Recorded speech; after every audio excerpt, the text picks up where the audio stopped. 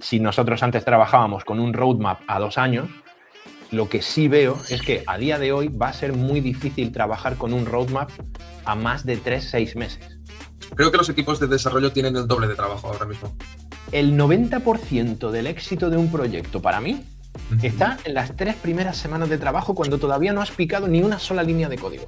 No, o sea, si podéis entregar 5 veces más rápido, ¿sabes? Trabajando con IA que sin IA, entregadlo 4 veces más rápido y dedicarle esta vez extra a adaptaros a que estáis trabajando con IA. Los desarrolladores a día de hoy ya, ¿dónde nos vamos a salir? Nos vamos a salir de las pruebas de concepto. Ya no tiene sentido que hagamos nosotros pruebas de concepto.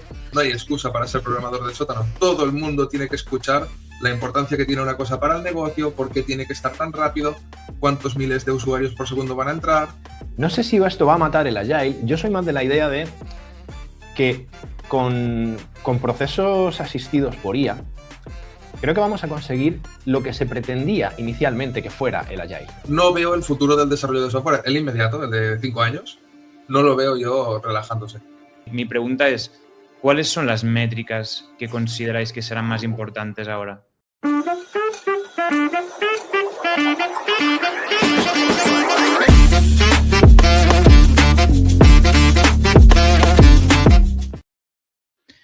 Hola, muy buenas, bienvenidas, bienvenidos a un nuevo Lambdacast. Este es el número 35 ya, así que nada, con ganas de empezar, a ver si vamos entrando y se va conectando la gente. Podéis ir saludando por el chat.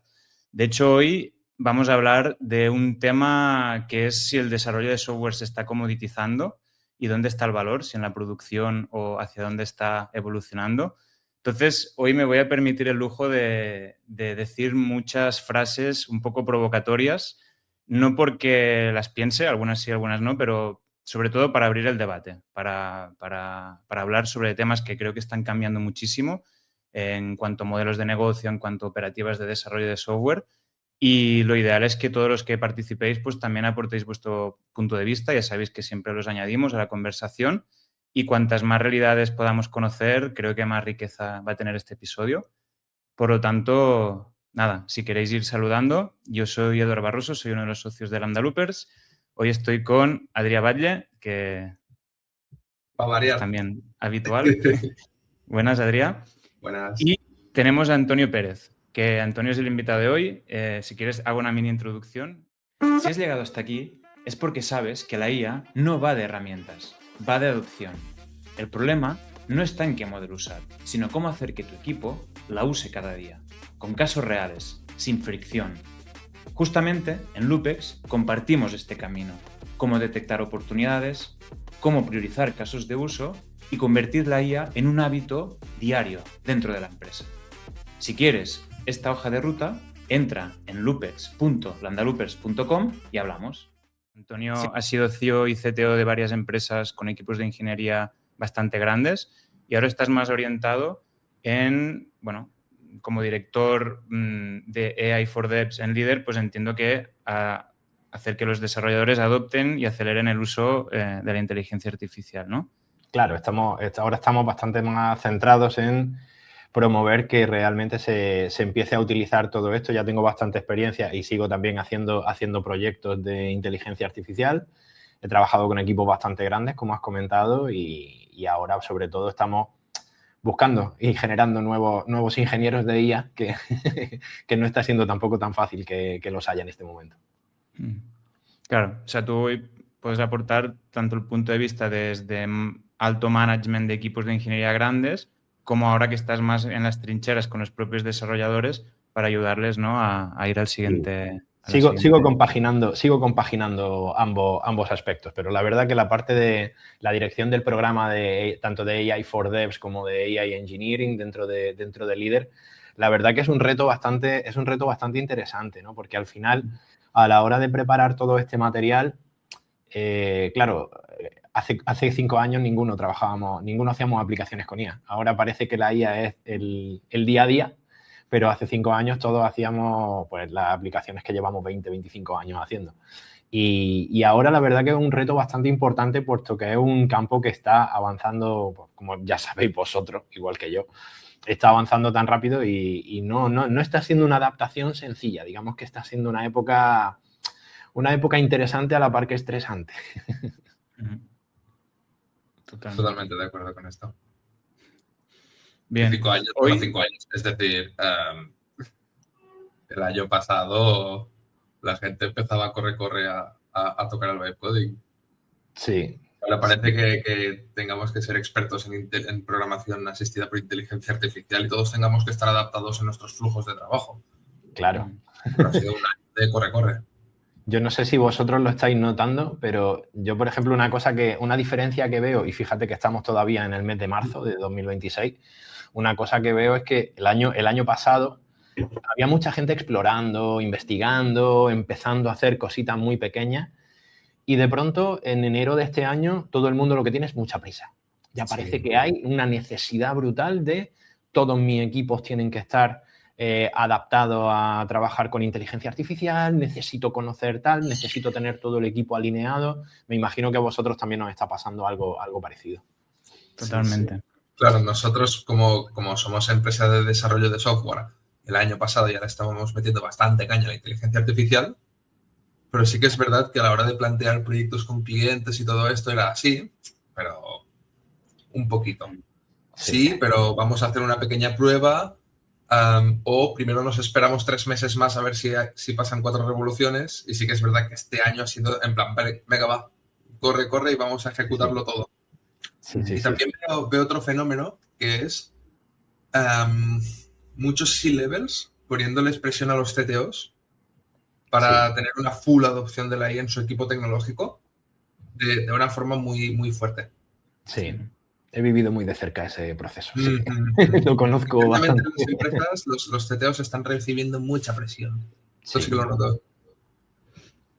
Bien. Sí. De hecho, muchas de las formaciones y muchas de las consultorías y eso que también hago día a día, muchas de ellas son precisamente a ese tipo de perfil. CTO lleva 25, tiene muchísima experiencia gestionando equipos, muchísima experiencia ejecutando proyectos, pero se encuentra ante una situación que es completamente nueva y que no sabe muy bien cómo abordar. Eso es algo que también está siendo interesante. Bien. Hoy nos queremos centrar, como comentaba, incluso en términos económicos, ¿no? Incluso de modelo de negocio, de todos estos cambios, no tanto en lo que somos capaces de hacer. Yo voy a considerar, y me gustaría como coger esta premisa de que la capacidad de producción ya se está maximizando, ¿no? Ya se está volviendo mucho más barata, ¿vale? Está claro que hay equipos que aún no están ahí, hay equipos que están a medio camino y hay equipos que sí que ya están mucho más en todo esto. Entonces, me gustaría, sobre todo, con una conversación más hacia el futuro, ¿no? No cómo estamos llegando ahí, sino hacia dónde estamos yendo. ¿Ok? Claro. Entonces, hoy sí que vamos a estar soñando ya de 10 claro, años. es decir, no tanto en cómo lo pueden empezar a adoptar, porque esto lo hemos hablado muchísimo y os dejamos los Lambdacast pasados para que lo veáis, pero sí vale, siempre que un bien, un servicio, alguna cosa se ha pues, vuelto más fácil, más barata de producir y deja de ser diferencial, la ventaja competitiva se va hacia otro lado, ¿no? O sea, evoluciona. Claro. Entonces, esto lo estáis viendo. ¿Hacia dónde veis que está empezando a desplazarse la ventaja competitiva?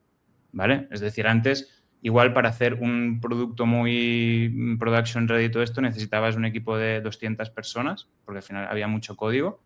Ahora, igual ya no necesitas esas 200.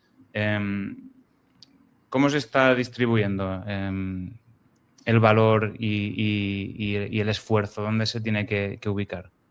¿Cómo lo estáis viendo esto? Ahí si quieres empieza tú, Adrià, y después ya. A ver, yo tengo que decir que no es tan fácil de ver esta diferencia de velocidad en muchos equipos. Nosotros somos una empresa puramente de desarrollo de software y creo que sí que nos hemos estado obsesionando mucho en aumentar esta productividad, porque de alguna forma producir software es nuestra ventaja competitiva.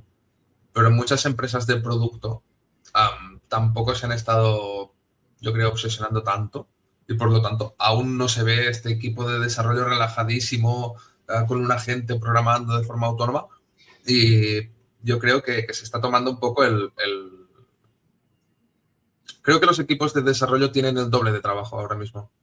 Tienen el business as usual, que lo tienen igual que siempre, tienen que aprender inteligencia artificial rapidísimo, porque claro, son frikis, entonces tienen que aprender inteligencia artificial rapidísimo, en meses. Y tienen que aprender a desarrollar features de inteligencia artificial en sus plataformas, aparte. Que jefes de producto, CEOs, tampoco acaban de envisionar del todo bien. Nadie lo acabamos de envisionar del todo bien. Y tenemos ya que saber cómo hacer esta implementación y cómo escalarla. Que es algo que tampoco se tiene ni idea de cómo hacer. Es decir, no veo el futuro del desarrollo de software, el inmediato, el de 5 años, no lo veo yo relajándose. No, desde luego que no. Tengo en cierto modo sentimientos encontrados con lo que estoy viendo precisamente en distintas empresas. Un poco, estoy muy de acuerdo con lo que comentas, Adrián. Los últimos 10 años he sido C-level, yo no de empresa de productos, sino de consultora, desarrollo puro de software, desarrollo de proyectos. Y sí que veo que, por ejemplo, ahora mismo hay una parte que sí que obviamente la IA está viniendo a solventar, y estamos en una época de transición extraña en la que, como comentabais antes, hay un montón de empresas que, incluso dentro de la misma organización, tienes a gente que controla muy bien inteligencia artificial y tienes a gente que apenas ha trabajado con herramientas de IA. Eso por una parte, y eso está suponiendo un gran reto. Pero por otra parte, yo sí creo, y hablando de lo que tú mencionabas, Eduard, que esa época de transición en la que nos encontramos a día de hoy, hay un punto clave en el que, para mí, y esta es una opinión muy personal, para mí, yo siempre divido, ahora ya que estamos trabajando con IA, yo siempre divido entre lo que es ejecución y lo que es valor y criterio.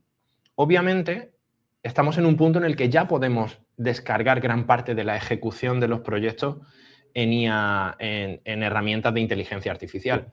Pero sí es cierto que, por otra parte, lo que aporta valor a una empresa y lo que aporta valor a un producto no es tanto la ejecución como el criterio, porque a nivel de ejecución hay muchos programadores buenos y a nivel de ejecución al final es tiempo. Pero, y esto es algo muy importante también de cara a los desarrolladores y de cara al tipo de formación que ellos tienen que ir, necesitan aprender IA rápido. Yo creo que no solo necesitan aprender inteligencia artificial rápido, yo creo que el tiempo en el que a los desarrolladores, cierto, somos frikis, nos gusta encerrarnos en nuestra cueva, que no nos hable nadie y ponernos con nuestro código, nuestros cascos y no oír nada del mundo exterior. En cierto modo creo que eso se está acabando. Y en cierto modo creo que los desarrolladores los que, sobre todo los que nos hemos dedicado a ejecutar y a dirigir proyectos de software, nos tenemos que enfocar mucho más en el valor que podemos aportar a nivel estratégico, a nivel de criterio. La ejecución la podemos delegar muy bien en la inteligencia artificial, pero el criterio, a día de hoy, gracias a Dios todavía, a día de hoy tiene que ser humano y tiene que ser nuestro. Y ese criterio es el que creo yo que marca realmente la diferencia entre un buen desarrollador, un buen director de proyecto, incluso una buena empresa de desarrollo. Ya no dependemos de necesito hacer un área de administración que tiene 50 pantallas, pues estos son, cada pantalla tardo 10 horas en ejecutarla, las 50 pantallas, 500 horas, a X tanto la hora, sino que ahora tenemos que centrarnos mucho más, según mi opinión, en, vale, ¿cómo y por qué estoy haciendo eso? ¿Y cómo puedo aportarte más valor que otra empresa a la hora de hacer eso más rápido, más escalable, más fácil de usar para tus propios usuarios? Y ahí yo sí creo que realmente la IA puede potenciar mucho el valor de la empresa. No se trata tanto de sigo facturando una cuota por hora y te cobro lo mismo, dependiendo de las horas que trabaje, pues te voy a facturar. No sé, yo estoy un poco en esa opinión. Sé que quizá no es la más común, pero sí que tengo bastante esa opinión por mi parte. Y esto lo he notado también en Lambda. el hecho de que, claro, ahora lo piensas y dices, hostia, nosotros estamos más avanzados que muchas empresas en desarrollo agéntico. Los clientes aún a lo mejor no entienden exactamente, o hay un gran gap entre muchas empresas en cuánto se tarda a entregar modo agéntico, modo desarrollo a medida todo esto. Hacer proyectos cerrados parece mejor, ¿no? Ahora hacer proyectos cerrados parece mejor porque podemos capturar un poco valor de estar más avanzados que la competencia. Claro, pero ahí hay un matiz importante también, y esto sí me lo he encontrado yo mucho, y es, claro, ese aumento de productividad, sí, si lo asumimos en la forma en la que veníamos pensando los últimos 15 años, parece que va a acelerar mucho el proceso, pero en la práctica, no sé, me imagino que a vosotros también os está pasando. Hay cierta inversión en las fases del desarrollo de un proyecto. En el momento en el que antes estamos muy acostumbrados a que la ejecución pongamos el ejemplo este que decía del área de administración, la ejecución dura 5 meses y yo me tiro 3 semanas probando y eso sale a producción.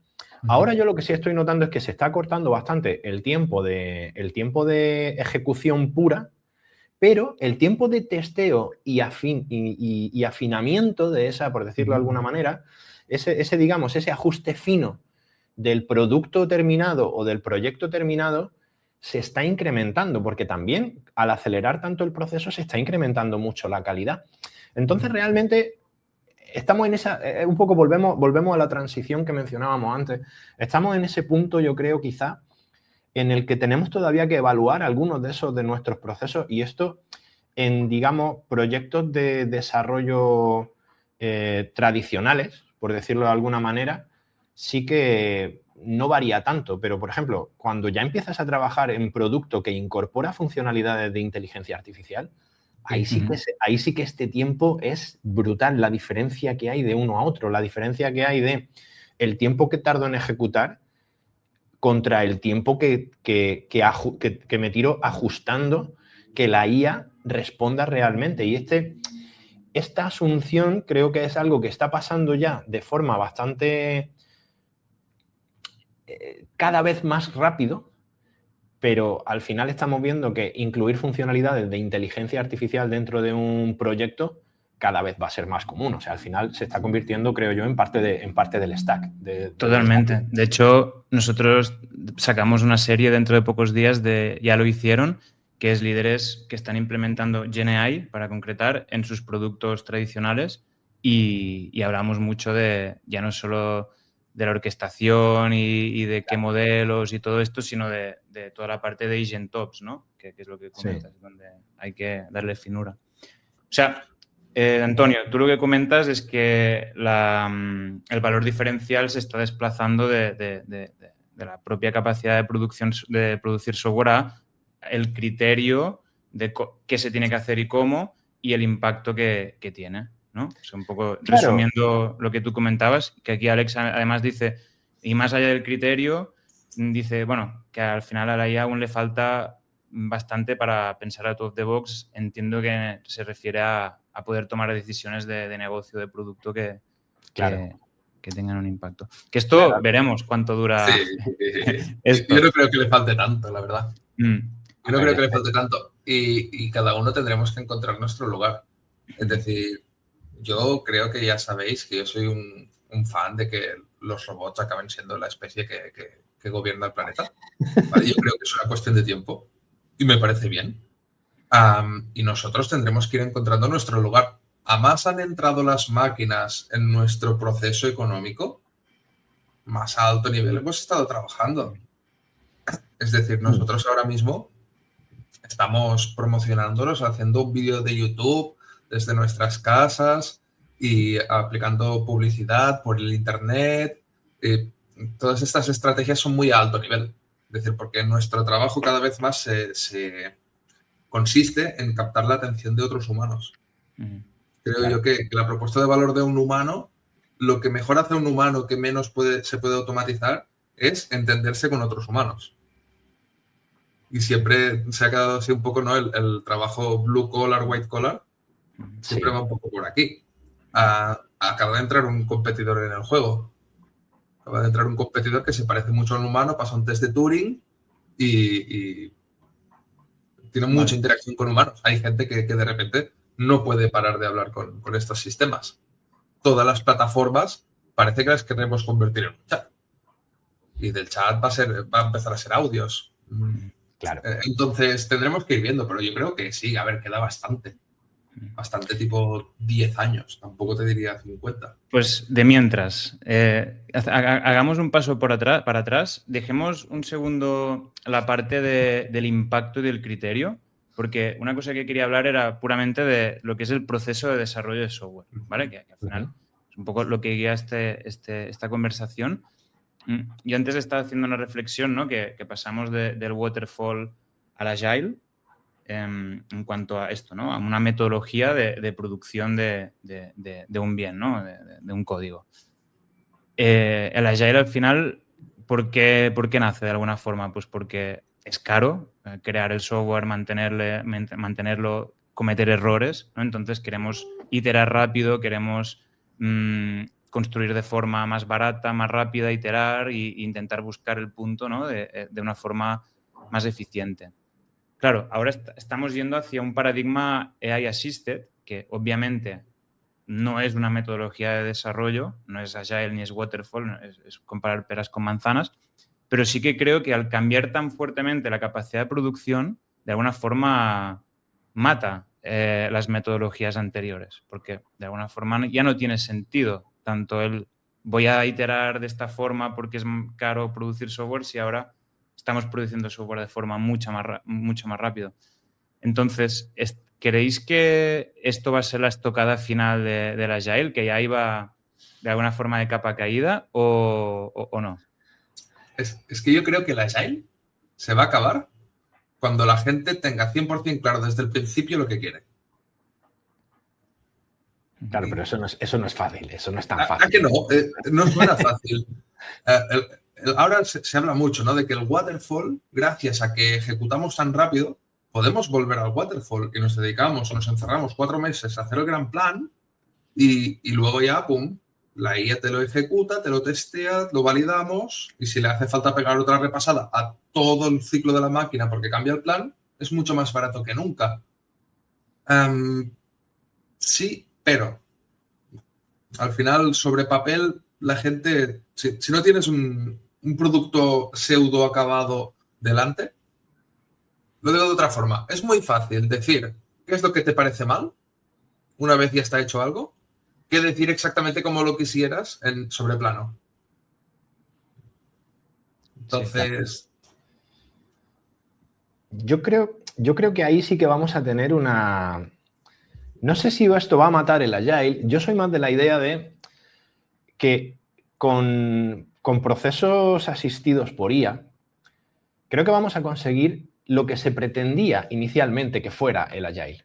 Porque al final, claro, Agile al final es una forma de intentar simplificar el flujo de desarrollo. ¿Qué pasa?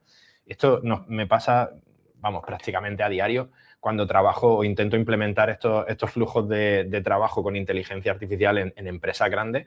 Claro, te encuentras con un proyecto en el que hay 40 personas, de las cuales hay 3 product owners, hay 6 PMs, hay 3 business analysts, 10 desarrolladores y claro, hay una cantidad tan enorme de gente que hay que coordinar que el propio tamaño del equipo y el propio proceso hace que necesites hacer procesos sobre proceso. Claro, desde mi punto de vista no es que matemos el Agile. Yo, por ejemplo, no sé si alguno habéis trabajado con metodología esta más nuclear de 5 personas máximo por equipo. Para mí, un equipo de más de 5 personas es prácticamente imposible de manejar. Un equipo tiene que ser de menos de 5 personas. Pero bueno, esto sigue siendo otra opinión personal mía, que yo para esto he sido siempre muy raro, ¿no? Yo me baso mucho soy programador de Rails, muy orgulloso de serlo y eso hace que tenga algunas formas de pensar en cuanto a organización de equipo diferentes. Sí que pienso que ahora precisamente con herramientas asistidas por IA vamos a conseguir que el tamaño de los equipos sea mucho más pequeño y eso simplemente eso ya facilita muchísimo la gestión. Yo no creo, igual pasa de llamarse Agile, como ahora le cambiamos el nombre a todo cada año, igual pasa de llamarse Agile a llamarse de otra manera. Pero realmente sí que lo que antes conseguíamos con un equipo de 15 personas, Agile, por ejemplo, Agile. Claro, lo que antes se necesitaba en equipo de, yo qué sé, he trabajado en empresas tipo, imaginad, empresas tipo Indra, empresas tipo Mafre, que tiene equipos de 100 personas trabajando en un proyecto que tú dices, si es que de las 100 personas es imposible que eso vaya fluido, no hay manera de engrasar un equipo de 100 personas. Pero sí que si se acometen bien los cambios dentro de las organizaciones, lo que antes necesitaba 20 personas, ahora lo puedes hacer perfectamente con 4 o 5. Y no estamos hablando de despedir gente, ojo, no estamos hablando de que de pronto la empresa recorte. Estamos hablando de que si nosotros antes trabajábamos con un roadmap a 2 años, lo que sí veo es que a día de hoy va a ser muy difícil trabajar con un roadmap a más de 3-6 meses. Porque realmente a más de 3-6 meses, en 3-6 meses a día de hoy ya se pueden conseguir resultados muy, muy buenos. Claro. Y no tenemos el roadmap de 2027. El otro día estaba hablando con una empresa y me estaban enseñando su roadmap para 2027 y yo decía... O sea, si producir es más barato, acumular ideas no ejecutadas no tiene mucho sentido. O sea, claro, es falta de criterio o de foco de lo que hay que hacer. Pero claro. Asterisco. Es decir, porque también ahora todo el mundo produce ideas. Es decir, como producir código es más barato, también es mucho más fácil que aparezca el feature routing y todo esto. Claro. Es decir, yo veo muchas personas ahora en nuestro equipo hablando con clientes en videollamada, filosofando sobre una prestación y en la propia videollamada enseñar la prestación en el producto en el local y decir, ¿te la imaginas así? No, le ponemos así, pum, pum, pum. Un día de escribir 800 test generados por inteligencia artificial, documentar todo esto y tienes la feature en producción. Problema, la gente no sabe borrar features. Esto nunca ha pasado. Claro. Y ahora tenemos un equipo de software engineers que se dedican a hacer brainstorming y se dedican mucho más, como el capítulo este que hicimos de la muerte del middle manager. Ahora más vale que un software engineer sea más middle manager y que el middle manager puro sepa desarrollar como mínimo prototipos o cosas así, porque se vuelven a fusionar los roles. Porque hay más máquina. Claro. Sí, de hecho, hace poco yo escuchaba un podcast que estuvo Ilya Sulskyer, no sé si conocéis, The Darkest Podcast, y él hablaba de que estamos entrando sobre todo en la época de la investigación. Con lo que tú estás diciendo, Adrià, y coincido plenamente contigo, realmente lo que es extremadamente sencillo a día de hoy es hacer una prueba de concepto. Es que hacer una prueba de concepto te lleva una mañana. Si tú tienes una idea, lo que es... Claro, validar una idea, generar un prototipo y simplemente ver hasta qué punto eso pueda ser viable o no. Claro, siempre pensamos desde el marco en el que nos encontramos. Y el marco en el que nos encontramos nos limita, pero cada vez que ha habido un salto tecnológico, yo recuerdo el más grande entre 2007 y 2010, ese quizás haya sido el salto más grande que yo haya vivido, que... Justo antes de eso, yo era programador, imagina, yo era programador de C++, en microcontroladores.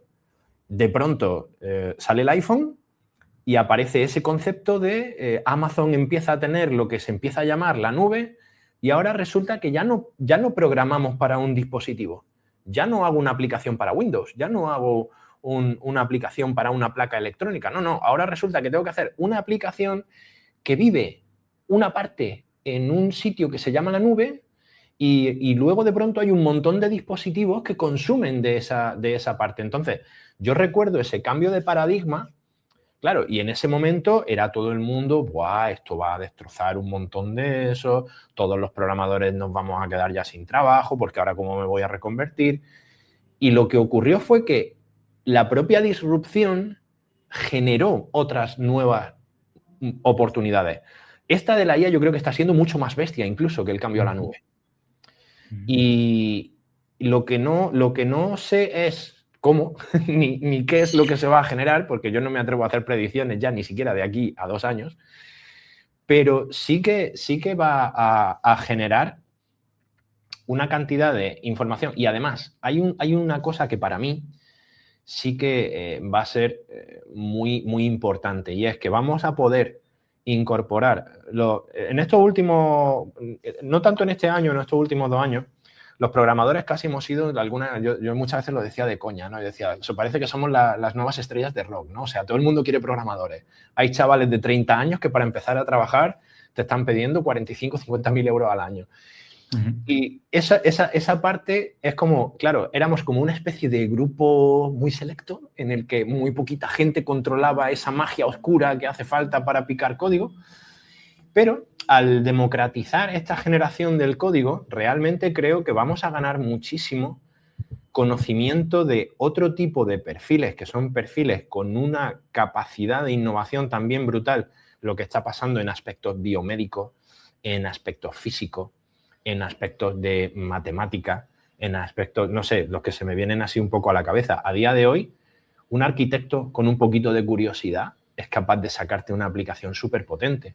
Un médico con conocimientos importantes de biología y acceso y unas cuantas nociones de programación, ya no te digo que no sepa nada, pero por lo menos que con ciertas nociones de programación y arquitectura de software, es que puede haber avances que a día de hoy no nos imaginamos. Entonces, yo no me gusta, quiero pensar que siempre he sido bastante optimista, no me gusta ver un futuro negro en el que de pronto el desarrollo de software se va a convertir en una commodity, o sí, o el hecho de que se convierta en una commodity no tiene por qué ser negativo per se, porque al final, y entroncando un poco con lo que comentabas tú antes, Adrián, de los robots,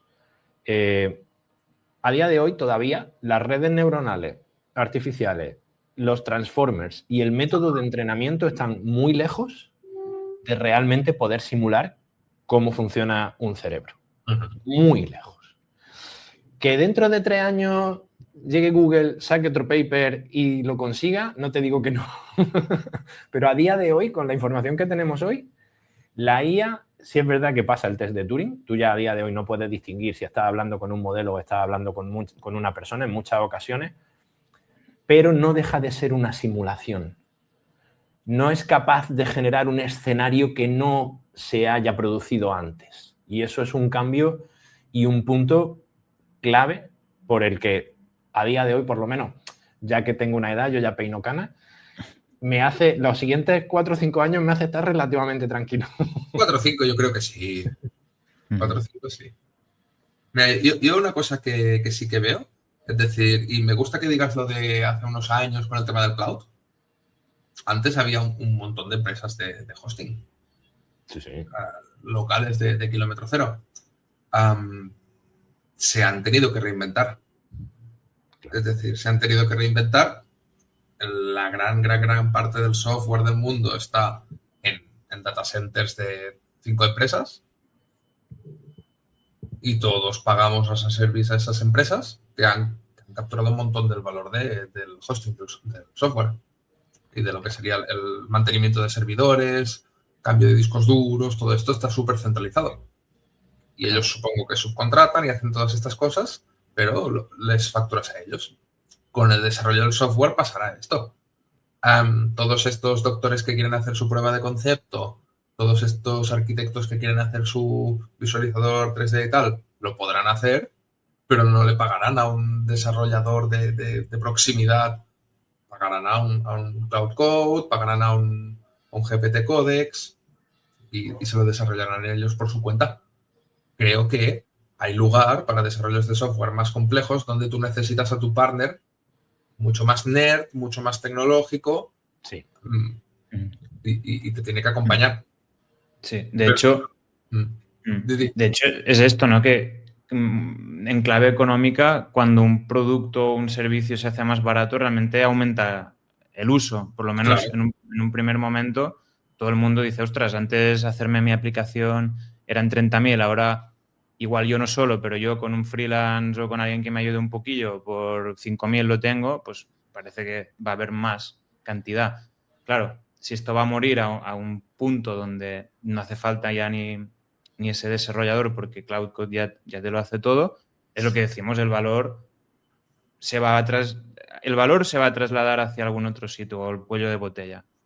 Yo creo que eso es seguro, porque en todos los casos de innovación que hemos visto, siempre hay alguien que acaba de alguna forma capturando el valor.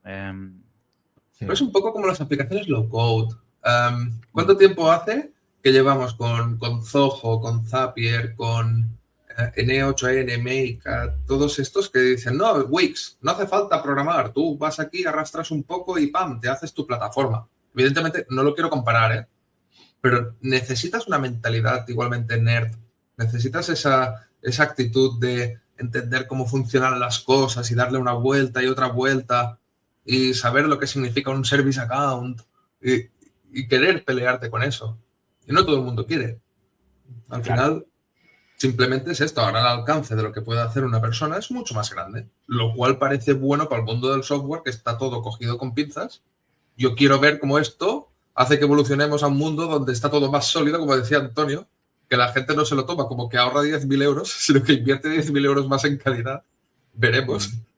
Claro. Pero me gustaría ver esto, ¿no? Me gustaría ver el software bien acabado, bien testeado. Y ahora mismo puedo escribir 800 test end-to-end en un día. Claro. Yo en mi vida había escrito tantos test end-to-end como escribo ahora. Pues parece que mis APIs serán más sólidas, ¿no? Veremos ahora gente que quiera más features. Y fíjate que es curioso porque una de las cosas que yo resalto mucho cuando trabajamos tanto en AI for Devs como en el programa de AI Engineering y cuando hacemos estas consultorías en empresas, una de las cosas en las que yo curiosamente hago más hincapié es necesitamos volver más a la base. Necesitamos volver a... No te especialices en Angular, frontend y este tipo de arquitectura de componente de front. No. O sea, necesitas volver a principios solid, necesitas volver a arquitectura de software, a por qué esto lo estoy haciendo así. Porque como tú dices, a ver, llevamos 20 años con WordPress y no se ha dejado de hacer desarrollo a medida. Y con WordPress, la verdad que se puede hacer muchísimas cosas. ¿Qué ocurre? Sí. Hay toda una industria que realmente ni siquiera le interesa construirse su propio software. O hasta cierto punto no le interesa, sino que necesita tener a quien mejor sabe construir software, porque si yo hasta ahora he tenido, como bien dice Adrián, si yo hasta ahora he tenido una serie de cuellos de botella que hacen que mi plataforma vaya al tran y que directamente yo no puedo seguir evolucionando, sí que voy a necesitar a alguien que sea capaz de hacerme un producto que sea realmente escalable, que la escalabilidad y la performance son los unicornios del software. O sea, todo el mundo quiere escalabilidad y performance y prácticamente hay pocos proyectos que realmente se construyan escalables y con una performance buena. Todo el mundo quiere seguridad. Vamos a necesitar ese tipo de expertos. Entonces, necesitamos volver a una base sólida, desde mi punto de vista, para poder crear ese mejor software. O sea, los desarrolladores a día de hoy ya, ¿dónde nos vamos a salir? Nos vamos a salir de las pruebas de concepto. Ya no tiene sentido que hagamos nosotros pruebas de concepto. Y donde vamos a entrar es, una vez que esa idea de negocio, como tú hablabas antes, Eduard, necesitamos validar esa idea de negocio, necesitamos ver que eso es viable y necesitamos ver, o las empresas necesitan ver que la gente está dispuesta a comprarla.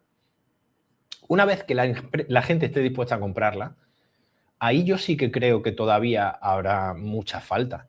Desarrollo de software como tal, aunque sea apoyado por IA, pero voy a necesitar un equipo de desarrollo. Y voy a necesitar gente que sea capaz de gestionar una plataforma que utilicen de forma concurrente cientos de miles de personas, porque se nos olvida, o sea, lo vemos desde un punto de vista también individual, pero cuando tú tienes... Yo trabajé, por ejemplo, con una empresa que se dedicaba a hacer software para los lanzamientos de videojuegos. Y claro, el día que te lanza Sony el nuevo, no sé si es Sony o el que sea, no me acuerdo. Imagínate, el día que te lanzan el nuevo Call of Duty, ese día la web tiene que funcionar, los servidores tienen que aguantar, las pasarelas de pago tienen que estar, porque una hora de downtime son muchos millones de dólares que se están perdiendo. Y eso ya no es hacer una aplicación con Cloud Code. Eso ya es otra historia. Ahí cambia la cosa. Total. Correcto. Vale. Entonces, para yo resumir y tenerlo claro, el cuello de botella, digamos, se está desplazando de lo que era la producción del propio software, por lo que estoy entendiendo, a decidir qué hacer, poderlo hacer rápido, también en entornos casi reales o reales para poder priorizar, que eso también es algo que creo que es muy importante, y la toma de decisión. Y también tú estás diciendo de darle una capa extra de calidad a todo lo que podría ser, bueno, lo que decía Adrià con los tests, todo lo que podría ser escalabilidad. Es decir, poderte centrar mucho más en la calidad que en la propia funcionalidad o cosas que son más automatizables. Claro. No sé si es esto, ¿añadiríais algo más? Sí, yo de hecho te añado que, a ver, creo que todavía no estamos ahí. Porque una de las cosas, claro, nosotros tres estamos muy metidos, y esto es una cosa que también estoy viendo que está pasando mucho en el mundo de la IA. A día de hoy no somos un grupo tan grande. No hay tanta gente que esté utilizando IA. Y sobre todo en las empresas grandes. Claro, las empresas grandes son monstruos con una serie de procesos internos que hacer cualquier pequeño cambio les lleva meses o años. Claro, las la empresas, latencia organizativa de tomar una decisión, ¿no? Claro, entonces nosotros que ya llevamos los últimos 2, 3 años incluso desarrollando este tipo de cosas en empresas relativamente pequeñas y con una facilidad para implementar estos cambios que puede ser mucho más ágil de lo que puede ser una empresa grande, un Indra, un Telefónica, un Banco Santander. Y yo lo que sí me estoy encontrando a día de hoy son empresas muy potentes, muy grandes, que realmente no están haciendo nada con IA. Yo hace 6 meses estaba en una mesa de expertos de un banco de su departamento de innovación que básicamente era, sabemos que tenemos que hacer cosas con IA, no tenemos ni idea de por dónde empezar. Y te estoy hablando de hace 6 meses y realmente a partir de ahí se inician una serie de procesos en los que se seleccionan ciertas ideas, se empiezan a hacer cosas, pero ese tipo de empresa probablemente hasta dentro de 1 año o 2 años no tenga procesos reales que implementen IA. O sea, yo también lo que veo es el círculo en el que yo me muevo o gente como vosotros, empresas como vosotros, sí que estamos ya bastante metidos, pero somos un porcentaje muy pequeño todavía de lo que es el desarrollo con inteligencia artificial. Es que todo esto es muy nuevo. Sí. Todo esto es muy nuevo. Yo quería introducir otro tema, Edu, ya que hablabas de toda la parte de negocio y tal, de la inteligencia artificial. Sí. A ver qué os parece a los tres. Build versus buy. SaaS versus desarrollo a medida. Sí, es un tema que últimamente ha habido mucho, ¿no? Con el tema del SaaS Apocalypse y todas estas historias, ¿no? De muchas empresas que, sí, de quitarse SaaS, de crearse sus propias soluciones pues súper pequeñas, ¿no? Sin tener que... No sé. Sí, es un tema interesante. Es que yo empiezo a tener como un punto de vista unificado en toda la parte del desarrollador, de si necesitas un ingeniero de software, te lo puedes hacer tú, del SaaS. Porque claro, ahora se dice, no, mira, yo me acabo de hacer este SaaS que estaba pagando 10 euros al mes por usuario y me lo acabo de hacer en un fin de, no todo, pero sí todo lo que necesitamos en nuestra empresa. Claro. Me lo puedo meter en una maquinita y ya está. Yo también soy un poco de esa opinión, ¿eh? Yo cada vez estoy viendo más, incluso en casos que me han afectado directamente, estoy viendo más que, claro, ¿qué ocurre? Y esto también creo que la industria del SaaS va a reaccionar a esto. Porque, ¿qué es lo que ha pasado? La industria del SaaS, empresas tipo SAP, empresas tipo Sage, se han acomodado a cobrar cantidades de dinero muy grandes a empresas muy grandes por una serie de servicios. ¿Qué ocurre?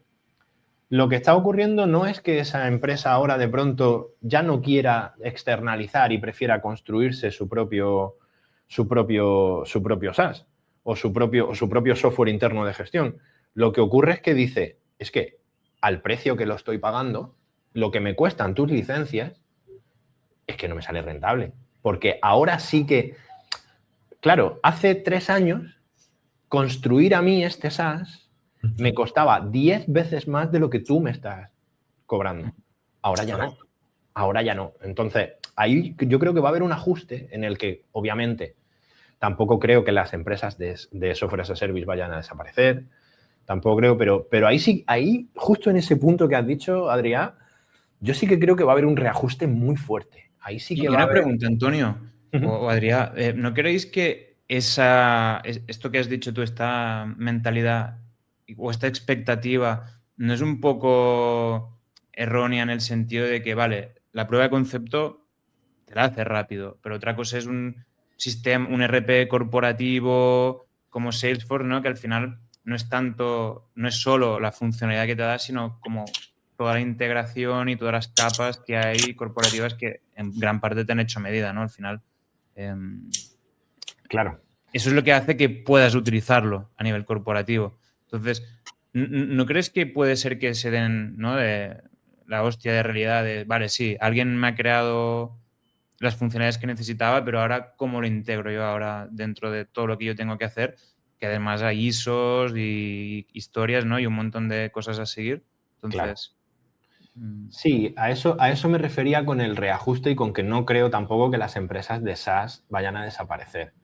Pero sí que van a tener que reajustarse en cuanto a precio, porque es que tú te pones a ver los precios de mencionamos SAP, por ejemplo, o SAGE, o ese tipo de ERPs corporativos, y son muchos cientos de miles de euros. Son muchos cientos de miles de euros al año lo que paga una empresa por ese tipo de desarrollo. Entonces, si tú estás pagando, imagínate, no sé, invento los números, estás pagando 500, 600 mil, más de $500,000 de euros al año por una licencia de un software, pues a lo mejor te puedes plantear que a 3 años o a un par de años vista, por bastante menos dinero a día de hoy con lo que costaría desarrollarlo, sí que puedo tener el mío propio con la garantía de que puedo evolucionarlo e integrarlo como yo querría. Si al final es una cuestión de si analizas el coste y tienes un ahorro significativo, ¿qué ocurre? No creo que la industria de SaaS se quede parada y diga, no vamos, ahora nos vamos a mantener en nuestras 13. Van a tener que reajustar si quieren sobrevivir, como claro, ha pasado con un montón de sectores. Claro. Y también que muchas veces tú pagas una licencia de un SaaS y pagas por muchas prestaciones que no usas. Es claro, decir, yo no me puedo desarrollar todo el producto X, pero es que seguramente yo en mi empresa pago un plan, pago un tier y tengo una lista de features disponibles de las cuales uso un 40%. Claro. Porque uso un 60% si soy afortunado. Pues que estoy pagando el otro 40% porque hay una pool de clientes y las features se hacen no para mí. Sí. Entonces, sí, tiene que haber un equilibrio por aquí. Igualmente yo creo que del SaaS no solo buscas el externalizar el desarrollo de la plataforma y todo esto, sino que también buscas, en parte, un poco externalizar la parte de la responsabilidad. Claro, sí. Y aquí es donde yo digo que lo junto un poco con mi visión del desarrollador de software. Es decir, ahora los CEOs estamos muy bravos con que, jaja, yo te hago en 3 días lo que tú me tardas en hacer 3 meses. Estamos muy bravos con eso, pero después a ver quién lo pone en producción. Claro, cuando salte la alarma, ¿va a venir el CEO de la empresa a arreglar el marrón? Entonces, ¿quién va a arreglar el marrón que se ha hecho en vibe coding en un fin de semana? Claro. Hay unos factores muy de que tiene que haber un técnico, un humano, que tiene una cierta responsabilidad y todos tenemos cierta responsabilidad en nuestro ámbito y tampoco puedes asumir mucha más. Por ejemplo, externalizar partes legales, lo típico, ¿no? Externalizar partes legales, externalizar partes administrativas, todo eso lo hacemos muchas empresas porque nuestro foco no está ahí. Podríamos pillar un abogado y pillar un administrativo. Y seguramente los tenemos. Y igualmente tienes una parte externa que están especializados en esto y que te dicen, no, esto lo deberías hacer así. Yo últimamente veo este tema de otra manera, tal. Y externalizas también responsabilidad. No solo lo que decíamos antes, no solo la ejecución a bajo nivel, sino el pensar, el planificar, toda esta parte más estratégica. Claro. Bueno, ahora ya no sé tanto, pero cuando empezaba el SaaS, también la propuesta de valor de pagar mensual era porque ellos iban evolucionando el producto según iba madurando, iba evolucionando el mercado, ¿no? De alguna forma. Entonces... Claro, a ti te ha salvado el SaaS siempre de tener un equipo de desarrollo dedicado a la ERP. Al final estás externalizando un servicio que económicamente, aunque sea un servicio caro, pero te merece la pena o en muchas ocasiones es tu única opción. Ahora ha surgido otra opción que hay que evaluar y por eso se está reajustando. Pero coincido mucho contigo, Adrián, en lo que comentas de... Y eso es un arma de doble filo, porque por una parte nos va a permitir todo esto mantener muy bien el foco. O sea, mi foco es este. ¿Yo en qué soy experto? Yo soy experto en crear este tipo de plataformas, este tipo de arquitectura. Es algo, y lo que comentaba, lo estamos viendo incluso en los modelos. A nivel legal, con muchas empresas, cuando tú quieres lanzar una POC, cuando tú quieres lanzar un prototipo, da igual, tú tiras contra un API, utilizas cualquier modelo, no hay ningún problema. Pero cuando tú llegas a una empresa grande y esa empresa, el primero que se mete es el departamento legal con la due diligence que tienen y te dicen, no, es que nosotros no podemos tirar contra un API de tercero.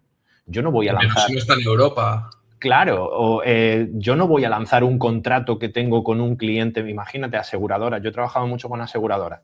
Una de las primeras cosas que te dice una aseguradora es, yo no voy a tirar mis pólizas contra un API de un tercero. Claro. ¿Qué va a hacer ese API de tercero con mis pólizas? ¿Qué me garantiza a mí que esa póliza, además, está en Europa hiperregulado el tema de protección de datos? Entonces, claro, hay muchos más elementos ya que intervienen. Ahí ya, y justo en esos puntos es donde, como tú muy bien decías, necesitas a un experto en RGPD que te diga, no, o en modelos. Lo que estábamos haciendo ahora, por ejemplo, ya Microsoft y algunas otras empresas, a la hora de desarrollar aplicaciones con funcionalidad de inteligencia artificial en muchas empresas, o necesitas que el propio proveedor del modelo legalmente te dé un certificado para decirte que ese modelo que estás usando es seguro, y muchos de ellos estamos volviendo otra vez a comprar hierro. O sea, muchos de ellos, yo he trabajado en proyectos que se han gastado 60.000 euros en GPU para correr los modelos en local en su CPD. Y eso y por eso está la RAM como está, pero eso son cosas que están pasando. Entonces, hay muchísimas áreas que, claro, que hay que cubrir y que no son tan fáciles de cubrir con me hago una aplicación en un fin de semana. Claro. Y Adrián, ya que has abierto el melón de modelo de negocio, SaaS y así, también yo quería hablar sobre el de las consultoras, ¿no? Como Lambda Loopers, porque ahí también nosotros tenemos muchas discusiones y no sé si alguien que nos está escuchando pues también está en esta tesitura que comparte ideas. Pero claro, nosotros siempre hemos sido bastante visionarios y hace años intentábamos que nos pagaran por valor entregado, ¿vale? Que es hacia donde estamos diciendo, ¿no? Criterio, valor, decisiones. Era muy difícil. Entonces, nosotros al final dijimos, bueno, pues facturamos por story points, cuando estábamos ahí súper metidos en el Agile. Ahora estamos facturando por horas, porque al final el Agile lo hemos ido dejando de lado. El Scrum, sobre todo. Entonces, ¿cuál es ahora el next step? ¿No? Porque ejecutamos más rápido, probablemente muchas otras empresas estarán ejecutando más rápido, bajar el precio, probablemente puede bajar el margen. Siempre hemos sido muy sustituibles en cuanto a producción de software, no en cuanto a producción de resultados, pero ahora aún más, porque incluso te sustituirán los propios clientes en algunos casos. Por lo tanto, ¿cuál es el movimiento aquí? Y acabo también diciendo, y claro, ejecutamos más rápido, a un coste más caro, porque ya no solo es que los salarios siguen aumentando, sino que las facturas de los propios servicios del LLM, nosotros ahora estamos en 5 cifras mensuales de coste. O sea, y eso no sé en qué punto va a estabilizarse. Entonces, no parece que vaya a bajar. No parece. Entonces, claro, seguir como siempre tiene estos riesgos que he dicho. Entonces parece como que hay que moverse aguas arriba, ¿no? Pero ¿cómo lo veis vosotros? A ver, yo sí te tengo que hacer una predicción. Te voy a hacer una y poniendo un poco el símil que decía antes con Antonio del tema del cloud. Yo creo que las API keys que los tokens los tiene que pagar el cliente final, como los impuestos. Porque no puede ser que yo a más rápido vaya, más caro me salga y que el cliente final pague lo mismo. Entonces, de alguna forma, estos tokens se tienen que pasar al receptor final del valor de la programación asistida por inteligencia artificial, ya que la propiedad intelectual del código es del cliente. El coste del token también debería ser imputado al cliente. Esto es una cosa que digo porque es que si no yo no veo cómo esto se va a mantener. Y después de lo de la propuesta de valor, nosotros siempre hemos sido altamente reemplazables. Al final somos una empresa que desarrollamos software, igual que muchas otras empresas desarrollan software. Entonces, lo que me gusta a mí de la época que estamos viviendo es que se alinea mucho con nuestros valores. Pero creo que muchas épocas se van a alinear con nuestros valores porque nos rompemos la cabeza para ver cómo le aportamos el máximo de valor al cliente final.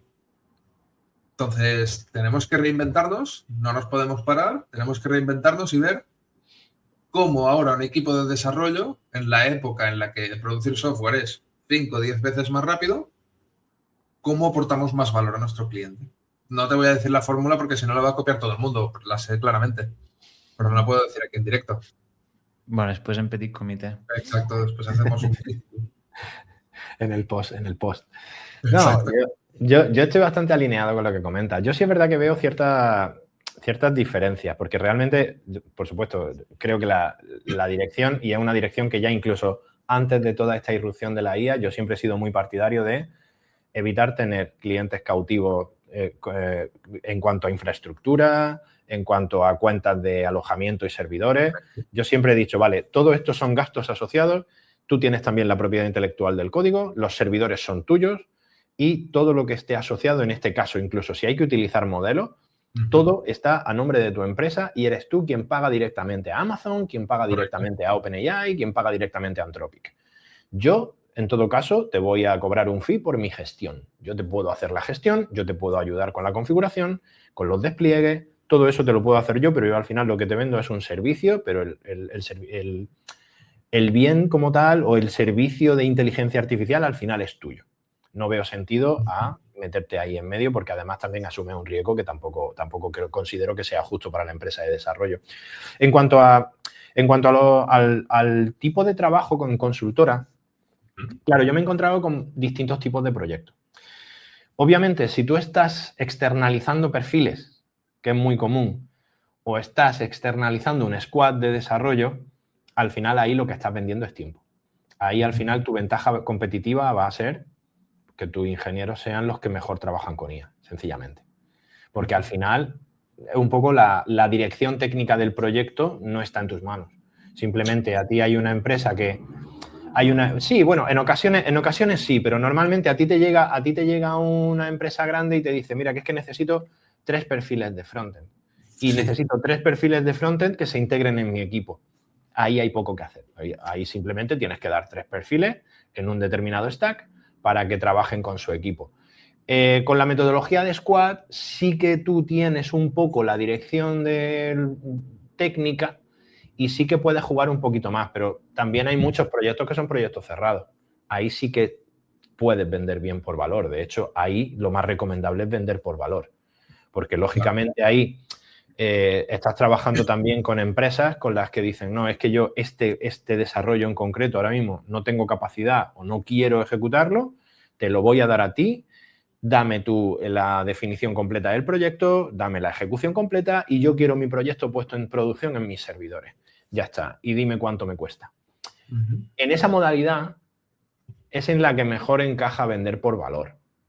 Esa modalidad es una modalidad en la que yo, por ejemplo, he trabajado mucho y aunque es verdad que lleva más quebraderos de cabeza, porque al final externalizar perfiles es lo más sencillo, es lo más sencillo y lo menos estimulante. Es lo más sencillo. Si te gusta hacer proyectos, dices, yo qué sé, un poco... Pero si realmente tal, en ese caso sí que ese tipo de proyecto llave en mano, ese tipo de proyecto en el que tú coges desde la consultoría inicial la dirección técnica del proyecto y luego todo el delivery, ahí sí que yo ese tipo de proyectos sí que considero que se debe vender por valor. Obviamente tienes que tener en cuenta el tiempo que se tarda, pero sí que deberías vender, sí que se debe vender por valor, sobre todo si consigues que el valor sea un valor alto. Claro. Sí, pero igualmente, ¿eh? Y lo decía al principio, pero yo no acabo de expresarlo del todo. Yo siempre he pensado que el proyecto llave en mano es como una negociación adversarial. Es decir, al final es como una especie de subasta, ¿no? Pero no es una subasta que tú la cierras al principio y ya está. Porque nosotros estamos entregando un servicio súper abstracto. Entonces, para mí los proyectos llave en mano, con IA o sin IA, siempre van a acabar en una discusión. Siempre van a acabar en una discusión de definición de hecho, van a acabar en una discusión de calidad, van a acabar en una discusión de deadlines, siempre van a acabar así. Porque ningún cliente va a estar de acuerdo con que el proveedor se lleve el 80% de margen. Imagínate que yo soy un proveedor súper listo, le vendo a un cliente un proyecto de llave en mano y ahora con todo esto de inteligencia artificial, ¡pum!, te lo hago en 2 días y estaba todo presupuestado como para un equipo de 3 personas 3 meses. No se va a comprar, se va a buscar la excusa. Claro, lo que no va a hacer tampoco es engañarlo. Obviamente también va a haber un cierto ajuste ahí. Pero en un llave en mano, una de las dos partes engaña a la otra. No estoy de acuerdo con eso realmente, ¿no? Realmente tú estás aportando un valor. Sí. Y es un proyecto en el que realmente gran parte del éxito del proyecto y también gran parte del riesgo del proyecto lo asume el proveedor. Correcto. Porque al final, y es una de las cosas por las que muchas consultoras dejan de hacer proyectos llave en mano. Porque al final, eso sí es verdad, o sea, es una realidad que son proyectos en los que hay muchos más imprevistos y hay muchas más discusiones que en un proyecto normal. Claro. Pero, claro, ahí está, o yo considero que ahí está la diferencia en el valor real que tú puedes aportar. Y si tú eres capaz de demostrar ese valor en cierto modo a priori y que el cliente sea capaz de verlo, pues al final, a ver, estaba hablando de un valor en el que yo no me he encontrado muchas veces en un caso en el que el cliente revise el margen que yo tengo en un proyecto. Él el que revisa es el margen que va a tener él y el ROI que va a tener él en el proyecto. Y a él lo que le importa es su ROI. Y si su ROI es alto, le va a dar igual. Le va a dar igual que tú ganes dinero. Es más, muchos de los clientes con los que yo he trabajado, aquí la cuestión siempre está en el proyecto sale bien o el proyecto no sale bien. Claro.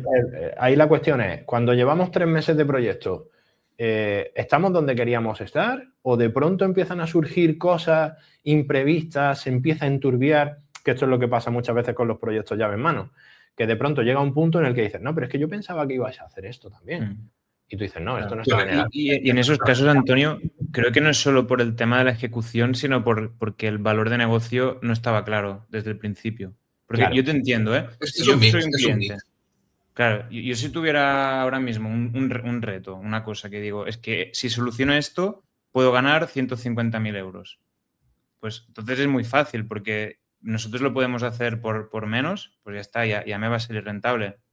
Me va a dar igual si el botón es azul o rojo o si hago más futures o menos. O sea, yo tengo un problema de negocio que tiene ese precio y yo sé que si alguien me lo hace por menos, pues me va a salir rentable. Pero muchas veces, claro, no es así. Y claro, ahí es donde se enturbia. Pero ahí realmente yo, precisamente, lo más difícil para mí de trabajar en desarrollo de software es la gestión de expectativas. Esto es justo el problema en el que, o sea, el 90% del éxito de un proyecto para mí está en las 3 primeras semanas de trabajo cuando todavía no has picado ni una sola línea de código. Está en las conversaciones con el cliente, en la definición del alcance, en la gestión de expectativas, y esto en los proyectos de IA además se está multiplicando. Claro. Porque la expectativa con la inteligencia artificial es mucho mayor.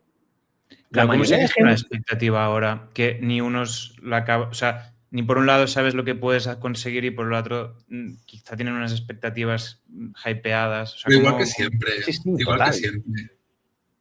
Total. Yo me encuentro con un montón de... Y principalmente yo muchas veces parezco como si fuera... O sea, me dedico activamente a trabajar en proyectos de IA y cuando hablo con muchísimos clientes es... Oye, espérate la mitad de lo que estás pensando y luego ya veremos. Porque es que aquí no hay ninguna magia. Muchas veces es como...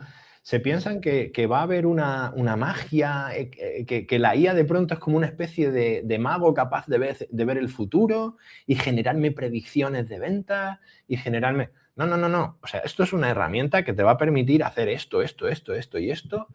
Y vamos a partir de un punto muy básico y a partir de ese punto básico vamos construyendo, porque realmente esa gestión de expectativas para mí es lo que podría decir que más del 90% de los proyectos que he visto fracasar es porque no se han definido bien. Sencillamente. Totalmente. Y por eso no podemos parar de tener Agile. Por eso no podemos ir a un método waterfall. Claro. Porque lo que es muy difícil es que la gente desde el primer día tenga claro 100% lo que quiere conseguir. Claro. Y eso va a ser súper difícil. Por eso digo que nosotros también...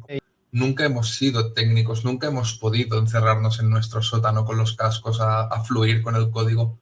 Nos hemos tenido que dedicar siempre a hablar con personas, a gestionar expectativas, a entender el por qué hay una frustración, a entender el por qué algo aporta valor a un negocio. Y ahora simplemente tenemos más tiempo disponible. Y como antes existían los programadores más de sótano y los más tipo team leads, ¿no? O más cercanos al cliente, sí, que vamos pivotando hacia roles más de negocio, ahora ya el de sótano no hay excusa para ser programador de sótano. Todo el mundo tiene que escuchar la importancia que tiene una cosa para el negocio, por qué tiene que estar tan rápido, cuántos miles de usuarios por segundo van a entrar, y todo el mundo tiene que tener tiempo para escribir la documentación, para ejecutar los tests, para crearlos, porque no lo hace él. Claro. Cada uno tiene como su parcelita y lo importante es la comunicación humana, gestión de expectativas y entender la propuesta de valor. Y ahora nos estamos quedando desnudos delante de esto y se ve que ni los que ejecutamos entendemos tan bien lo que se necesita, ni los que necesitan saben tan bien lo que necesitan tampoco. Sí. Y vamos a vivir todos más en esa parcela, creo yo. Claro. Y a ver si por fin, y esto es una esperanza mía personal, no sé qué opináis vosotros, porque esto es algo que a mí una esperanza mía personal es que por fin haya muchísimas empresas que entiendan que el desarrollo de software es un proceso iterativo. O sea, no es un proyecto que tiene un inicio y un final. No. O sea, esto es un proceso iterativo. Esto es un proceso que empieza. El ejemplo que pongo ahora, por ejemplo, con el tema de inteligencia artificial es, vale, vamos a sacar un MVP, vamos a sacar una primera versión, pero un proyecto con IA es un proyecto que está vivo. Es como, y pongo siempre la misma comparación, es como si tú decides que tu hijo con 15 años ya sabe suficiente y deja de estudiar. No, tu hijo cuando tiene 15 años sabe hasta dónde sabe y a partir de ahí tienes que seguir educándolo. Esto es un trabajo continuo, no se acaba jamás.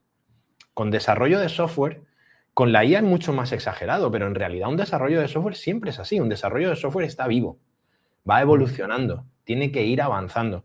Y no puedes querer tener el producto terminado cuando ni siquiera lo has empezado. No puedes tener el producto final, entre otras cosas porque dudo mucho que exista siquiera ese producto final. Exacto. Y a mí no me gusta el concepto de producto de software acabado. Y la gente me dice, claro, porque eres el CEO de una consultora de software.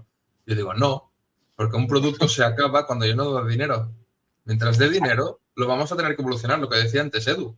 El SaaS vive de que va a estar evolucionando el producto según vaya variando el mercado a tus necesidades. Si dices que está acabado, pararán de pagarte. Llegado un tiempo, te lo clonarán en este momento. Como ahora es tan fácil hacer, le dices a la IA, mira, ¿ves este producto? Scrapéamelo todo y hazme un clon. Y como no me lo vas a evolucionar nunca más, ya está, ¿no? No puedes parar. Si da dinero, le añades features. Sí, total. Y una pregunta, porque lo hemos tocado así tangencialmente, pero al final seguimos produciendo software y hay unas métricas asociadas, ¿vale? Y si el valor ya no está tanto en construir y en cuánto puedo construir, pero seguimos midiendo estas métricas, ¿no? Story points, velocidad, throughput, man hours, ¿no? En caso de consultoría, lo que sea. Estamos como optimizando algo que no es relevante. Y eso, al final, si tú te fijas en unos KPIs que tienes metidos que te llevan hacia una dirección que ya no es tan relevante, pues no estás evolucionando como tendrías que evolucionar. Entonces, mi pregunta es, ¿cuáles son las métricas que consideráis que serán más importantes ahora? Esto me interesa escuchar primero a Adrián, porque yo con el tema de métricas tengo una opinión muy particular y ahora voy a exponer. Pero bueno. A mí cuando me dicen de vamos a tener métricas del producto y necesitamos observar las métricas relevantes para el negocio, al final la conversación, yo no he sabido hacer con éxito nunca un dashboard que tenga en cuenta cosas que no sean el coste. Al final, lo único que estás midiendo todo el día es coste. ¿Por qué? Porque este retorno de inversión, esta parte del ROI y el impacto a negocio, la gente no se moja. Al final, la gente dice, vale, ¿cuánto vas a tardar? ¿Sabes? Pero esto no es significativo de nada. Yo te he hecho esta prestación y he tardado no sé cuántas horas y he gastado no sé cuántos tokens, ¿vale? Pon que ahora añadimos los tokens a la ecuación, que es como la versión del SaaS de la programación. Vale. ¿Es caro o barato esto? Depende, ¿no? El problema es que las prestaciones no viven en un vacío. Y te vendrá un comercial importante y te dirá, esto es muy importante para cerrar este cliente. Y tú dirás, vale, lo añado. Y se cerró el cliente, pero ¿es por la prestación o es por que fueron a cenar a un sitio que le gustó al cliente, ¿sabes? Y la conversación fluyó y tenían un partnership con... Vete a saber. El valor de una prestación es muy difícil de medir. Al final tú mides facturación versus coste. Vale, pero más métricas operativas, ¿no? Yo me estoy imaginando un equipo de 20 ingenieros, ¿no? Que ahora mismo nosotros evaluamos cuántas horas están trabajando para clientes. En empresas de producto están evaluando cuántos story points producen al sprint o lo que sea. Que lo mismo. Que es lo mismo. Claro. Y esto parece que no tiene mucha lógica con lo que estamos diciendo, que puedes producir muchas más features, muchos más tal, a no ser que digas, bueno, multiplico los story points por 100 y me quedo tan ancho. Las horas no las podemos multiplicar, porque las horas... No, porque el story point es una métrica un poco de contentillo. Claro. Sí. Pero quiero decir, ¿cómo tendrían que replantearse estas métricas? Porque para mí no tiene mucho sentido ahora mirar story points, por ejemplo. Claro, yo primero te voy a dar mi opinión y luego te voy a decir el punto al que siempre intento llegar. Mi opinión es que las métricas son el unicornio de las consultoras. O sea, realmente nadie tiene las métricas reales. La realidad, y he intentado implementar sistemas de métricas por activa, por pasiva, más complejos, más simples. La realidad es que el programador llega el viernes, cuando el PM le pide las horas, se va a las tareas que ha hecho durante toda la semana, rellena lo que a él le parece y tienes una aproximación que se acerca más o menos a lo que es. Entonces, claro, al final es como lo más difícil siempre para mí ha sido conseguir las métricas, porque al final el programador oye hablar de métricas y su cabeza está resoplando y diciendo, ahora no tengo yo cosas que hacer para ponerme ahora, apuntar las horas que he echado en una tarea, yo que sé cuánto tardé en poner ese botón. Eso por un lado, eso es lo que me he encontrado en la mayoría de sitios. El punto que yo ahora estoy empezando y que sí que es verdad que me está dando ciertos resultados es métricas quizá más subjetivas, pero muy relacionadas con lo que comentaba Adrián, con el coste total. O sea, una de las cosas que sí que, por ejemplo, se está midiendo ahora, no por tarea concreta, sino en global, es, por ejemplo, el tiempo que pasa un ticket en Jira, vamos a poner el caso de Jira, ¿no? El tiempo desde que un ticket pasa a estar in progress a desplegarse en producción. Para empezar, todo lo que pase en medio, casi que bueno, una vez que consigamos eso, ya pensaremos en medir otras cosas, pero el tiempo que pasa un ticket desde que pasa a ejecutarse hasta que se pone en producción.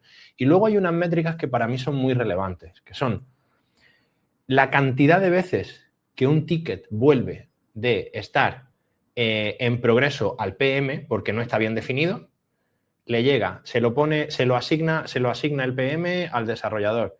El desarrollador se lo devuelve al PM porque no me entero de qué es lo que hay que hacer aquí.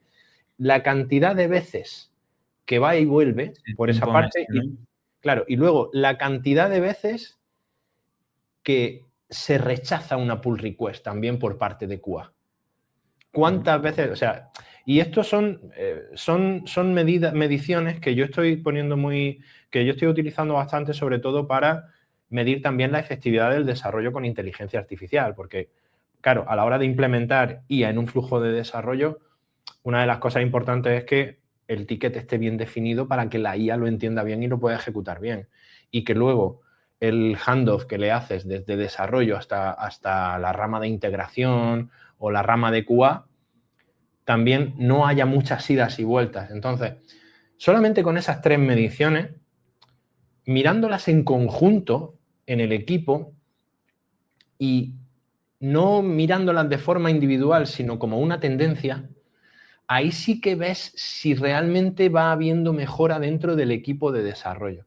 A partir de esas 3, luego ya, una vez que eso ya está implantado y está engrasado y está funcionando bien, ya puedes empezar a medir otras muchas cosas. Luego puedes empezar a hacer ajuste más fino. Pero para mí, por ejemplo, esas 3 mediciones son las que me dan un poco la medida de el equipo está funcionando, o mejor dicho, el equipo está funcionando mejor de lo que funcionaba o el equipo está funcionando peor de lo que funcionaba.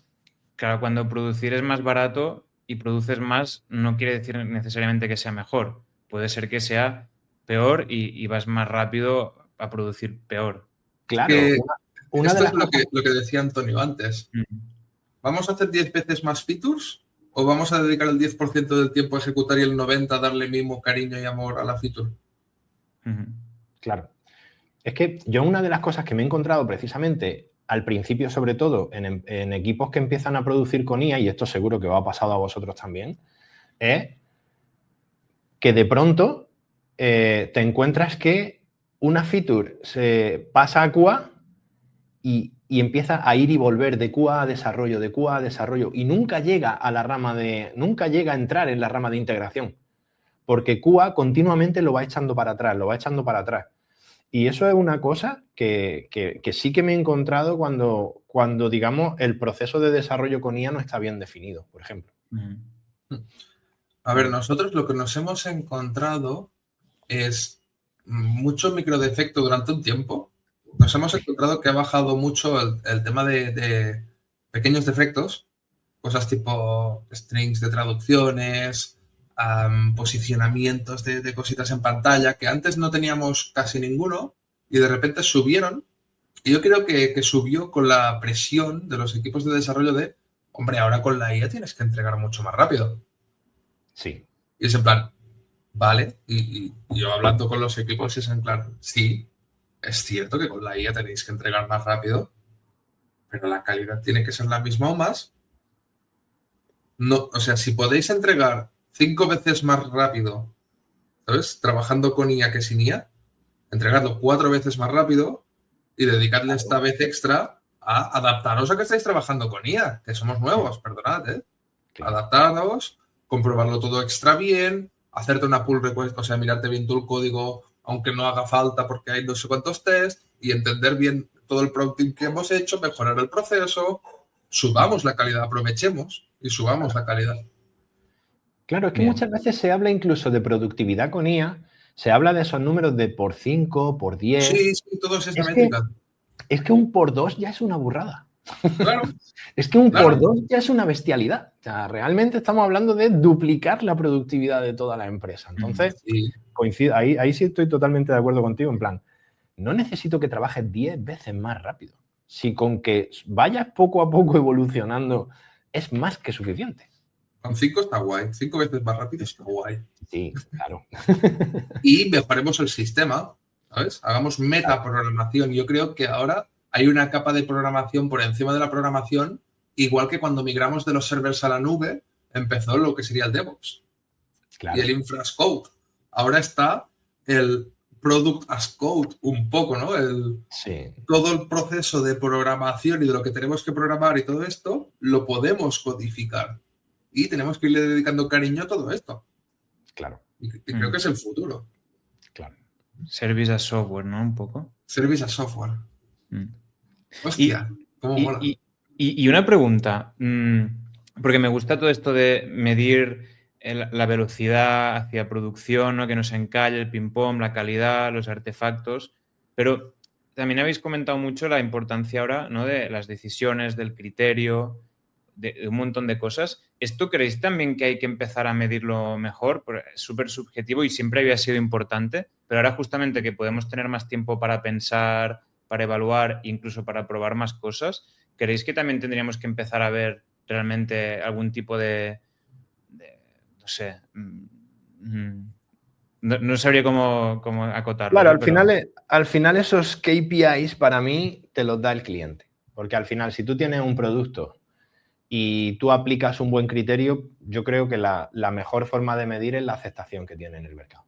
La aceptación que tienen tus usuarios, o si realmente consigues vender más, o si realmente tu aplicación consigues que la gente, o reducir el número de bajas, ese tipo. Pero al final creo que es justo complicado porque al final es un proceso que haces justo al inicio y que solo puedes medir una vez que ya se está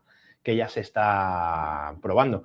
Sí es verdad que últimamente, y esto es una cosa de los últimos meses, estoy empezando a probar con algunos clientes simulación de escenarios con inteligencia artificial, como una especie de A/B testing, pero que el A/B testing, antes de poner en producción, directamente lo hace una IA que simula a tu base de usuarios. Usuario sintético. Exactamente, sí. con datos sintéticos, con usuarios sintéticos. Pero todavía no he visto yo resultados todavía no he hecho muchas pruebas, no llevo el tiempo suficiente haciendo ese tipo de pruebas para decir si todavía es lo suficientemente fiable como porque al final necesitas también un recorrido para ver cómo funciona eso.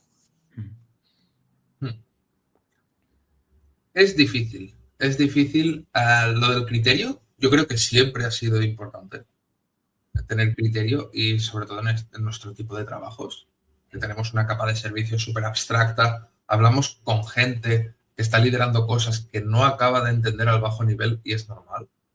Es decir, un piloto de Fórmula 1 no tiene que entender del motor de su coche al bajo nivel que de su equipo de mecánica. Yo entiendo que tiene que haber estas separaciones. Pero es muy difícil medir el valor de cada decisión que tomas. Porque es eso. Yo siempre he intentado separar una aplicación en todas sus features, ¿no? Y tratarlas como entidades separadas. Siempre he sido muy fan de esto. Pero después, vale, se decide hacer una feature. Yo siempre digo, vale, pon observabilidad, a ver quién la está usando, monitoricemos errores. Vale. Que una feature se use más tampoco significa que esté contribuyendo más al éxito del producto.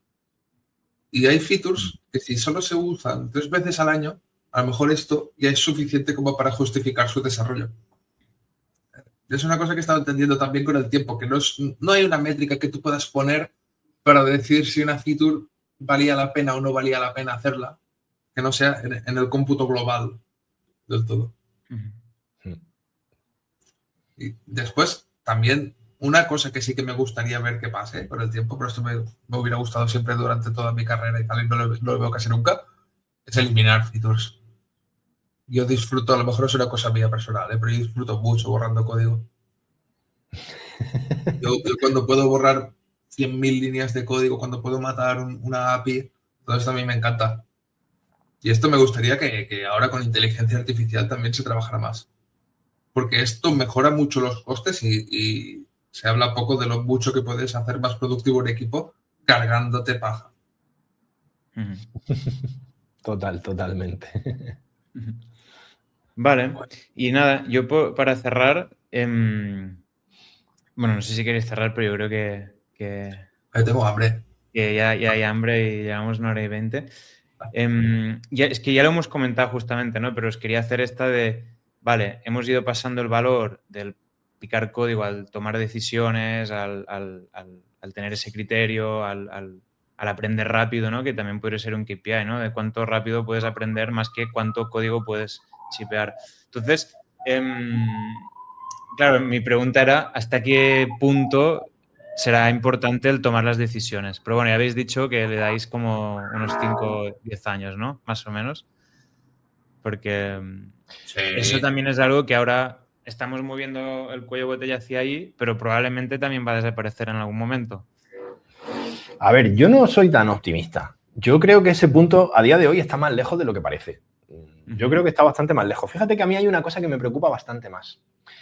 Y es la gente que se incorpora al mercado laboral. Porque, claro, nosotros tres ya llevamos unos cuantos años aquí y precisamente ese criterio del que estamos hablando viene de haber metido muchas cagadas durante muchos años.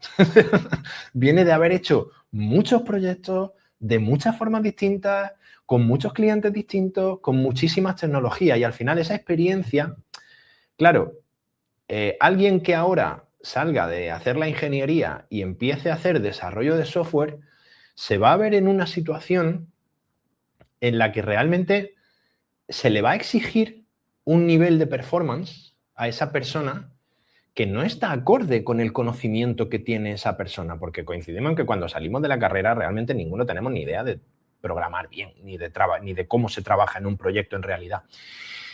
Y ese creo, para mí, a medio plazo, creo que es el mayor reto al que nos vamos a enfrentar. ¿Cómo hacer que un chaval de 25 años que está empezando a trabajar sea capaz de adquirir ese criterio? Porque claro, eso te lo digo yo que llevo trabajando desde 2001, 2002 y estamos en 2026. Pero un poco los 5 o 10 años van por aquí, ¿eh? Claro. Es decir, nosotros estamos acostumbrados a trabajar sin inteligencia artificial, a pensar sin inteligencia artificial, a no preguntarle todo a la inteligencia artificial. Pero es que, ¿cómo haces ahora que un junior developer, que le es muy fácil aportar valor porque hace vibe coding y ya está, claro, suba de aquí a arquitecto? Claro, fíjate que el otro día lo hablaba con un amigo, CTO de otra empresa, y me decía, está desapareciendo la frustración. O sea, ¿cuántas horas nos hemos pasado nosotros buceando en Stack Overflow y buceando en libros y probando cosas distintas y días enteros diciendo, ¿esto por qué no funciona? Eso a día de hoy prácticamente ha desaparecido. Todavía te puedes encontrar con algún fallo medio raro, pero lo normal es que si algo no te funciona, le dices a Cloud Code que te haga una investigación y que te busque en web y qué tal, y te lo ha solucionado en 20, 30 minutos. Sí. Pero yo te lo pongo de otra manera más a alto nivel. Es que nosotros cuando fundamos la empresa tuvimos que escribir la misión de la empresa y sus valores y todo esto y lo hicimos a mano.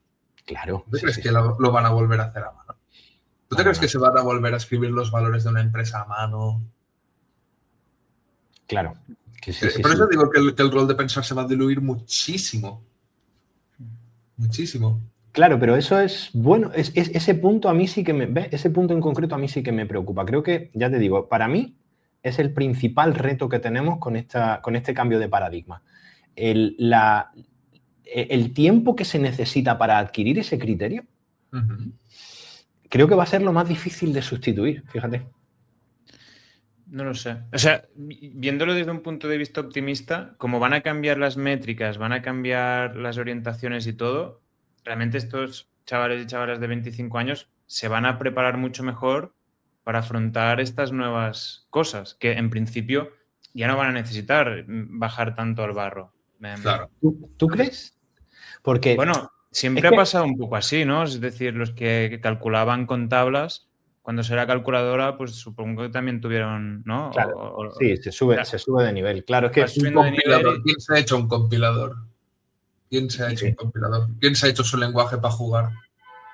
Ya no se hace, ya no pasa. En nuestra percepción de la realidad y como nosotros operamos, sí. O sea, un poco rollo abuelo cebolleta, si no era mucho mejor porque pensabas más, entrabas en más nivel, tal, pero como va a variar porque es lo que estamos diciendo, ya no vamos a evaluar cosas que no tiene sentido evaluar, como cuántas líneas de código puedes producir, que probablemente eran las mejores métricas que tienen las empresas hace unos años, pues va a cambiar todo. Entonces, estos se van a adaptar mucho mejor a estas nuevas cosas. Claro, y pero probablemente ya no tendrán que enfrentarse a un bug de bajo nivel de no sé qué, porque claro, pero yo me refiero, yo voy más por otro sitio. Yo me refiero más, y te pongo un ejemplo concreto, ¿vale? Imagínate, yo en la carrera, pues hay un momento en el que estudias arquitectura de software y tú te explican qué consiste MVC, te explican en qué consiste MVVM, te explican en qué consiste DDD, lo que sea.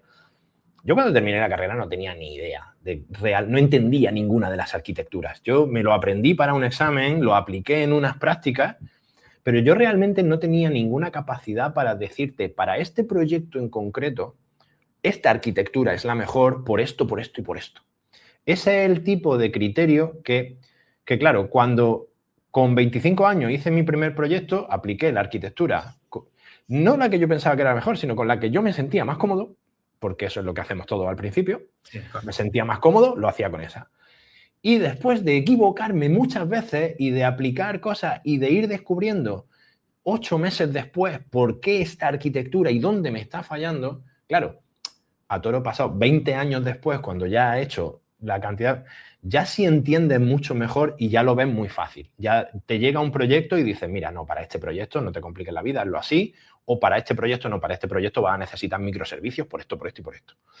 Ese criterio es el que digo yo que claro, si tú no pasas por esa fase de prueba y error,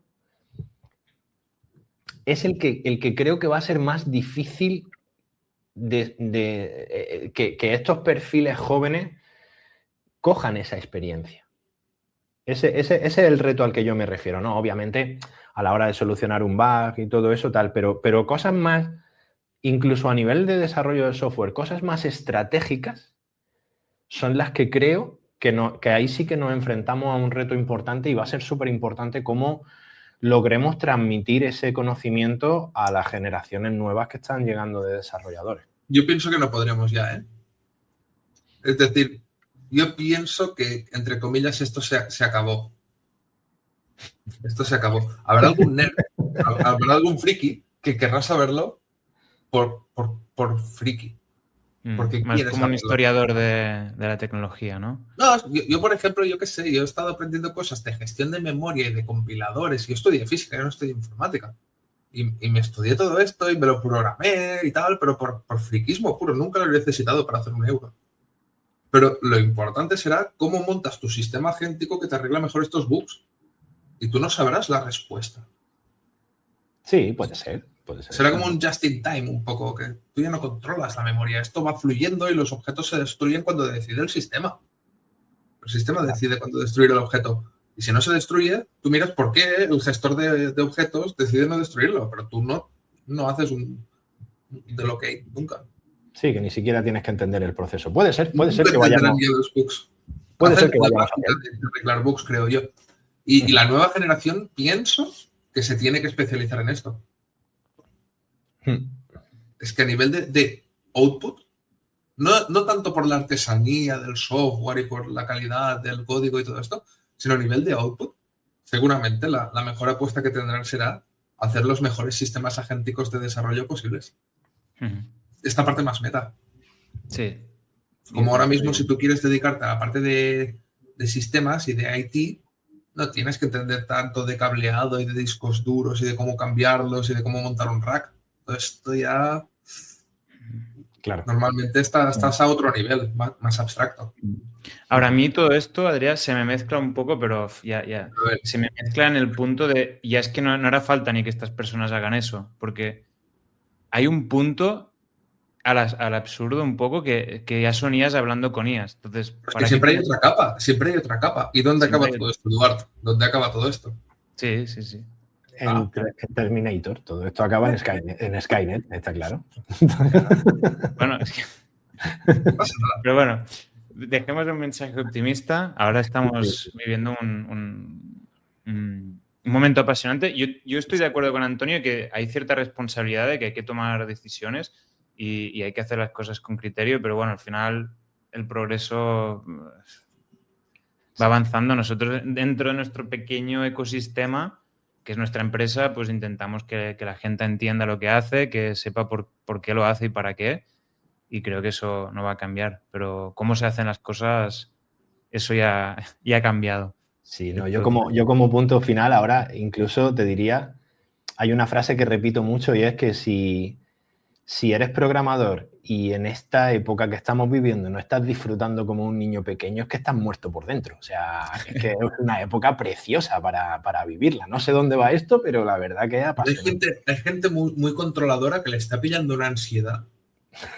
Sí. Hay gente que sí que es responsable, lo que siempre han sido de entenderlo todo a la perfección. Y ahora mismo al no poder estar al día y no poder entender cómo funcionan todos estos trastos por detrás, les genera una ansiedad y unos dolores de cabeza que tela, ¿eh? Pero sí, yo estoy de acuerdo que te lo tienes que disfrutar esta época y la tienes que estar gozando como un niño. Claro, claro. Sí, eso es como lo que tú decías antes, como si tú ahora te pones a decir, no, pero es que tengo ansiedad porque no sé muy bien cómo funciona el motor de mi coche. Claro. Pero, por ejemplo, yo que sé, con tema de mecánicos, yo he visto muchos mecánicos súper frustrados con todas las partes estas de las centralitas y todo esto, sí, que les han robado el control del motor de coche. Claro. Yo siento que un poco hay una parte, un sector del mundo del desarrollo del software se está sintiendo así ahora mismo. Se está sintiendo como que les están metiendo centralitas en sus APIs. Sí, sí. Total. Bueno, pues nada, Adrià, Antonio, muchas gracias.